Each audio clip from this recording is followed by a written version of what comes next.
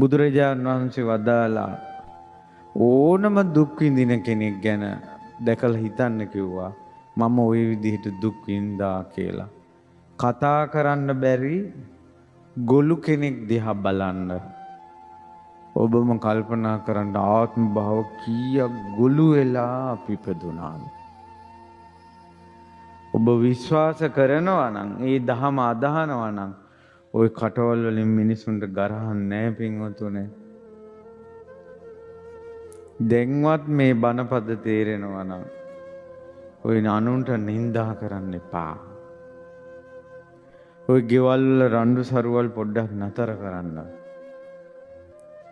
කතා කරන්න බැරුව ගොළුව අතපය එහෙ මෙහෙ කරමින් ඉඳලා තියෙනවා ආත්ම භාව මෙච්චරයි කියලා කියන්න බෑ. කන් ඇහෙන්නේ නැතුව ඉපදිච්ච ආත්ම භාව මෙච්චරයි කියන්න බෑ. මොකවත් ඇහෙන්නේ නැහැ. ඒ නිසා ওই කන් වලින් අනුන්ගේ ඕපදූ පහන්න එපා. අනුන්ගේ කුණුහර පහන්න එපා. බුදුබණ පද අහලා ඔය කන් සුද්ධ කරගන්න. කන් සනීප කරගන්න.